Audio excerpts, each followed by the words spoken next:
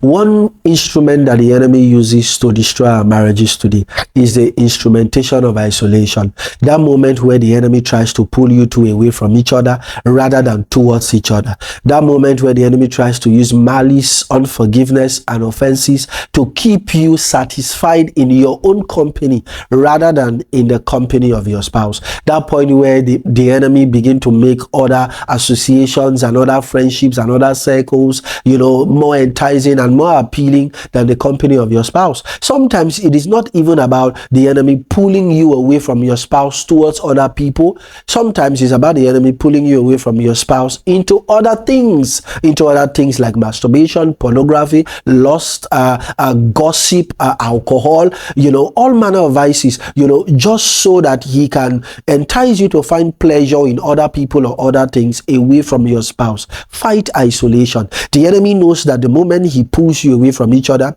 he has disconnected you from your source.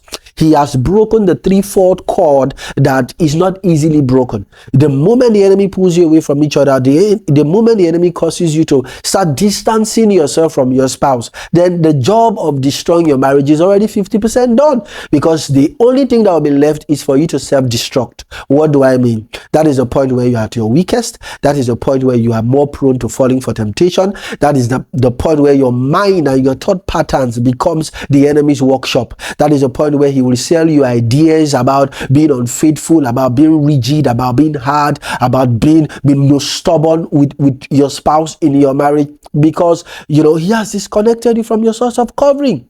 Oh, the enemy loves an isolated couple. Sometimes the enemy is not even worried about the fact that you two quarrel frequently. No, he's not worried about the fact that one person is dealing with anger and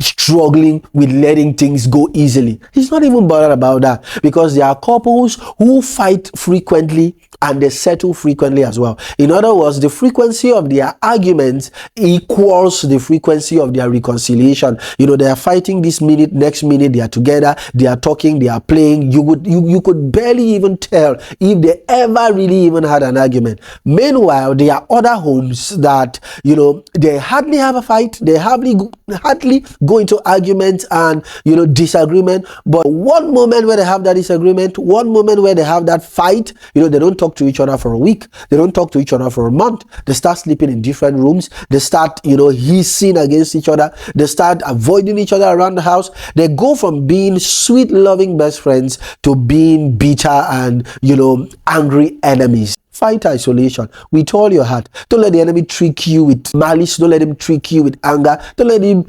cause you to find comfort and joy and, in quote, seeming happiness in other people and in other things. Fight isolation with all your heart, with all your might. The enemy knows that if he succeeds in pulling you two away from each other, then he has succeeded in destroying your marriage. It is too late for your marriage to fail. God bless you.